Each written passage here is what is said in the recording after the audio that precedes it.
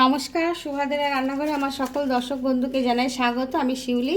দেখো, আমি একটা রেসিপি নিয়ে এসেছি। আজকে ভাত ভাজা বানাবো। তার জন্য আমি কড়াতে গ্যাসের মধ্যে কড়া বসিয়ে দিয়েছি, তেল দিয়ে দিয়েছি, জিরে দিয়ে দিলাম ফোড়নে একটু, আর দেব হচ্ছে পেঁয়াজ। দেখো কতগুলো পেঁয়াজ কেটে রেখেছি, পেঁয়াজগুলো আমি দিয়ে দিলাম। আলু দিয়ে দিচ্ছি, আলু কেটে নিয়েছি, একটু আলু কেটে দিয়ে দিলাম, আর একটু গাজর এটাকেও দিয়ে দিলাম।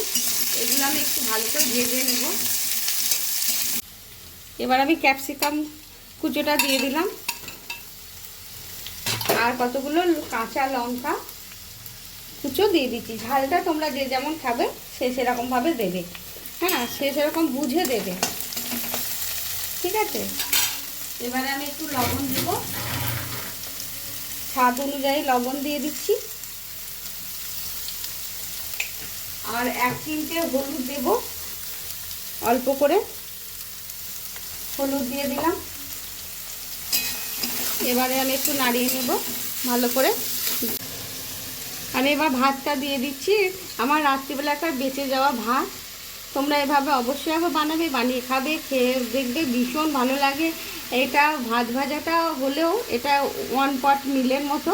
আমি ডিম বা অন্য কিছু দিচ্ছি না। তোমরা চাইলে এর সাথে ডিম ভেজে দিতে পারো, চিংড়ি মাছ ভেজে দিতে পারো, মাশরুম দিতে পারো, তাহলে একদম 1 পট মিল হয়ে যাবে। দুপুরে এটা ভারী সুন্দর একটা খাবার হবে, বা টিফিনেও, বাচ্চা বড় সবারই টিফিনেও দেওয়া যায়। আমি 2-4টে চিনির দানা দিয়ে দিলাম, স্বাদে ব্যালেন্স আনবে চিনিটা, সেই জন্য একটু চিনি দিলাম, ভালো লাগবে খেতে। আর দেখো একটু গোলমরিচের গুঁড়ো, ব্ল্যাক পেপার দিয়ে দিলাম।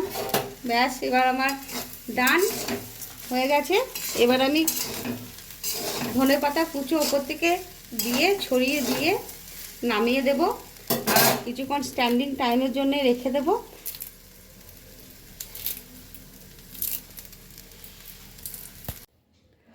দেখো আমার ভাত ভাজা রেডি, এবং সার্ভ করে দিয়েছি। উপর থেকে একটু বাটার দিয়ে দিয়েছি, যেহেতু আমি ভেজ করেছি, তোমরা চাইলে নন ভেজ করতে পারো। এর সাথে ডিম চিংড়ি মাছ এসব দিতে পারো, ভীষণই ভালো লাগবে। যাই হোক, অসম্ভব সুন্দর হয়েছে। তোমাদের আমি একটু দেখাই, দেখো একদম ঝুরঝুর করছে ভাত ভাজাটা, একদম মানে রাইস, ফ্রাইড রাইসের মতো বা পোলাওর মতো। যাই হোক, তোমরা তাহলে সবাই ভালো থেকো, আর আজকের মতো টাটা।